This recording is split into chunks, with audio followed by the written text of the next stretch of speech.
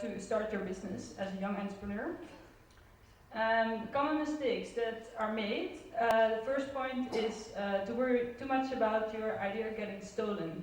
We discussed the need to apply for a patent and the need to keep your technology secret until you have the legal side taken care of. And actually, what was discussed is actually you should benefit from talking to different people about your idea, which can further develop it, and not be too afraid of it being taken by a company.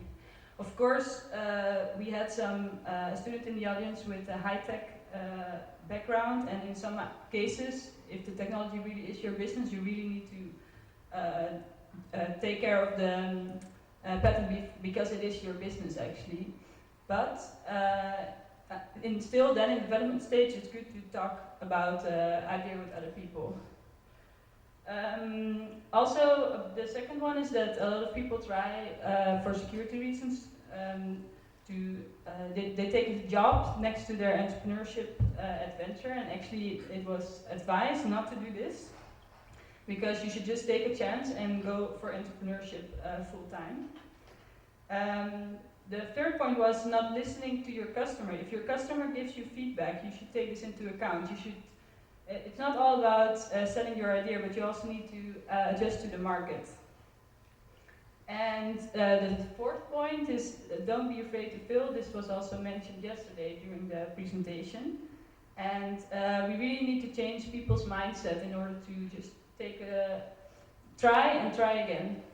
And I think Finland invited us to their fail day if we want to learn more about failing next year.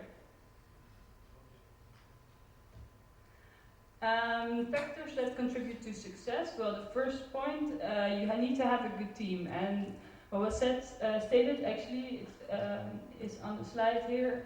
With an A team with a B plan is more important than a B team with an A plan, because your idea can be adjusted quite easily, but you need a good team to develop your idea with. The second point is, although the idea is less important, you do need to take into account that the problem has to be something you're passionate about, that you really believe in. Otherwise, it's very hard to make it work.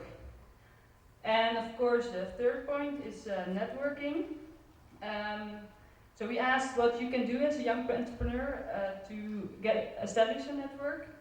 And basically, the advice is to join either an entrepreneurship community, to make contacts at your university, and one really important point that was stressed is use your exchange opportunities that your university offers, because it makes you meet new people at a very, very easy way, and it also makes you develop or change your mindset about things. Well, and then the last point is that you really need to find the right environment to develop your business in. So the environmental discussion was partly what's done now, but also a lot of discussion about what actually needs to be created for young entrepreneurs to develop their skills. And I think there's still some work to do, because in school we need to allow teachers to really make a mindset, change the mindset towards more entrepreneurial thinking, more creativity. And it should be starting at the really beginning of schooling. Also, we talked about professors. They have mostly an academic background, and maybe we should have some professors that have actually created businesses in the universities. We talked also about the link to science, that actually the ideal environment should have a link to science, but not be too controlled with methodologies and the way science is conducted, research is conducted. Also provide inspiring environments. We had in the session someone with a background from university academics, and also people with a more independent way of providing an environment for young entrepreneurs as an organization. And actually both options are quite nice, as long as they have a link to academics, but they are not too controlled by the mentality at academics. And it's also important to have a place that inspires to invite people for lectures And yeah, I guess to have a sort of a platform where people can exchange their ideas. And actually, we concluded at the end of the discussion that the EIT is actually a quite nice way that this is being done. They do have links to academics and to practice. And we are also bringing people together from different nationalities and ages and backgrounds. So continue the good work.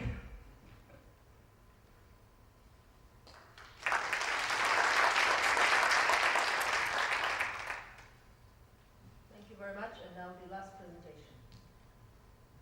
Hello, I'm Gordo Appeljaard. I'm a master's student in the New Energy Select program. I'm currently based in Barcelona, and I had the chance to be the challenger in the last event. Yes, it's about financing new ventures and new businesses. I apologize for the lack of slides, but I think that the information I'm going to share with you will be quite interesting anyways. I would like to begin by thanking the three panelists, Sam Stockley, Ruben Bach, and Piotr William, which did a great job. And the participants, the audience, were really very lively and very active, which made it very fun and informative. So this being said, it made it quite difficult to keep a structure in the workshop, but it made it very fun. But we did get lots of insights, and I guess we began by getting a warning to be prepared, to know what you're talking about when you're dealing with investors. For example, to know what the pre-money valuation of your company actually means, how to calculate how much a company's share are worth, and actually warned about a mistake that even MBAs make very often, which is not understanding that when you're actually getting money, new funding, you're actually emitting new shares of your company and not taking the existing ones. So this was how we began, but then it continued in several ways, this workshop. We started looking at different topics simultaneously, I guess, and basic information that we were giving about different options for financing. Well, we were told actually for a young business, well, it was maybe better to do most of that by yourself, not to seek financing too early. To try to get your own money, try to get maybe your rich uncle, but also your friends, and to participate in your venture. And try to do as much as you can on your own, and try to get to the market early and start earning some money, because that will be the best proof of your concept that is actually a viable solution. We were also told, well, to be careful with venture capitalists, that they're like sharks, but to also be careful with bankers, because they're more like Doberman dogs, let's say. Sometimes they'll be very nice, but you don't know how they'll react the next time. So you maybe sometimes want to go more for venture capitalists who are sharks, but you know what to expect. And this being said, you have to actually be very aware of what you're signing, read your agreement, and you should look for investors that have their interests that are in line with your interests, so then you can work together to develop your business. The risk is always higher for the entrepreneur, and most entrepreneurs don't really make much money, actually. So you're better off doing as much as you can on your own.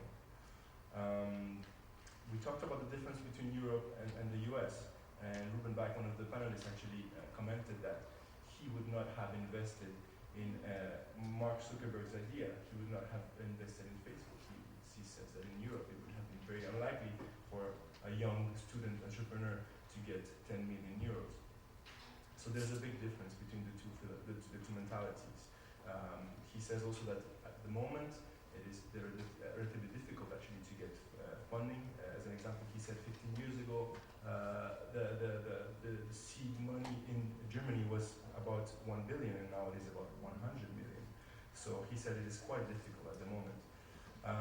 We also had a person in the audience who actually wondered why the world of venture capitalism was such a boys' club, and Ruben replied that maybe it is because of the actual environment in which you work. There's very lots of aggressivity, ruthlessness, and the reality is quite difficult. So maybe that's why. And then we were given several tips on how to maybe pitch an idea, and how to actually start from the beginning, try to get a business that is interesting And the idea was to try to target an unmet need and try to find a solution that has a demonstrated commercial potential. When you're presenting an idea, you should try to focus on the pain, begin with a bold statement, and so to create the wow effect, let's say. So we were also told to be careful when picking our teammates. It's important to have the right mix and to actually have a team composed with the right people. We were told that two people can achieve 10 times more than one person. But it's just a question, I think, right mix. You need a person with the right leadership, but you also need a person that can get things done. You need a person with the intellectual abilities, and so on. And then we're given another important advice, which is to be careful with your equity, actually, to try to keep it as much as you can. Be careful when you're trying to recruit an experienced executive for your venture. He will try to get 20% of it, but in reality, he shouldn't get more than 2% of it. So be careful with it. It's a common mistake to give up too much equity too early. So this is about the main information we got from this workshop. But I'd like to say that the panelists were amazing, and they took the time to answer a lot of questions, dozens and many questions, and they took time to stay later. So we got a lot more from them than I expected, and it was great. So thank you.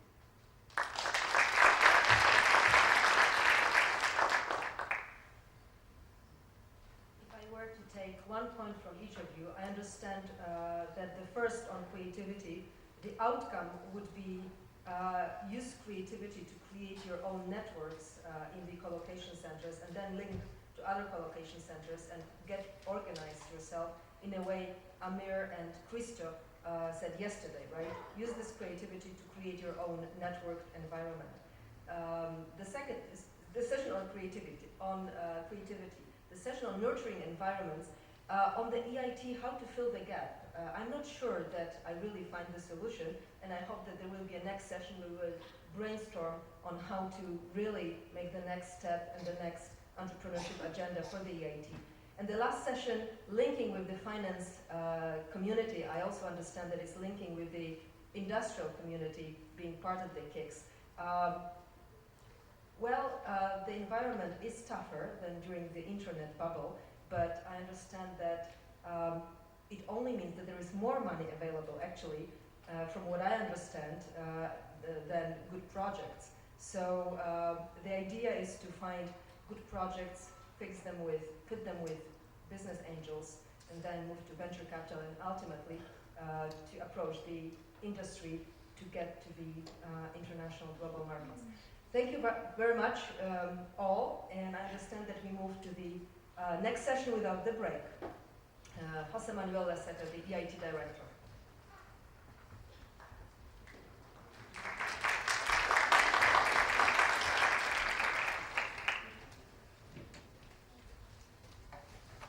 So my role is very simple here to basically hand over to the facilitator for this for the session, Fit for Adventure, Jean-François Dehem. And he's the Secretary General of the EIT Foundation. So I very much welcome you here. I already did that yesterday, so you will be conducting this. So you don't need another facilitator. You do it yourself. I'm a moderator. Good morning, ladies and gentlemen. So I'm very happy to be here today. Very exciting session.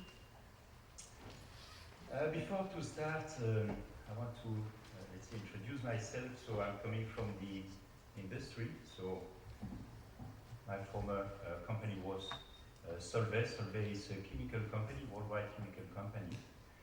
And I want to tell you the story of that company.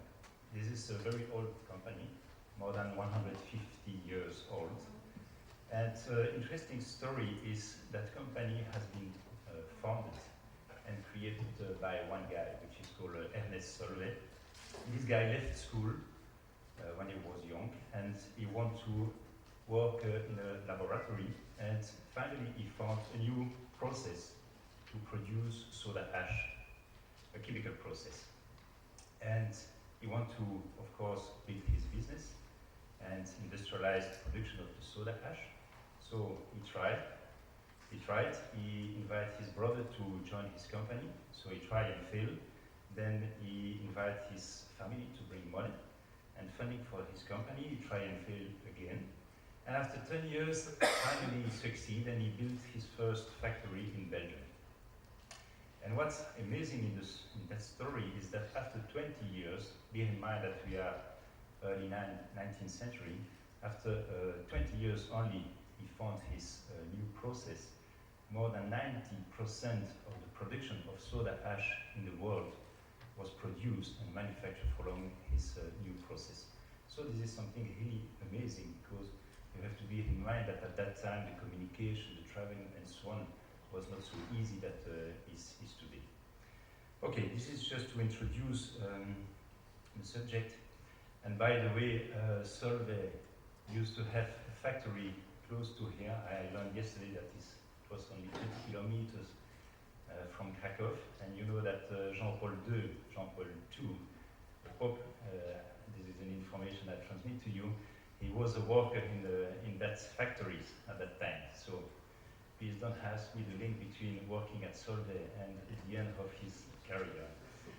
Okay, so I have been appointed recently as Secretary General of the EIT Foundation.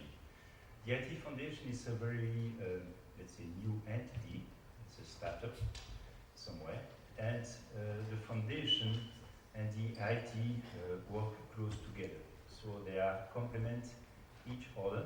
And the goal of the foundation is to support the aims and the works of the EIT, and enhancing as well the social outreach of the EIT, focusing on talent and people. So I wish to say more about the foundation, but this is not the topics of today. And so let's switch to the topics of today. So the title is Fit for Adventure, Fit for Venture. We could as well say Kick for Adventure or Kick for Ventures. And well, it has been said before, the current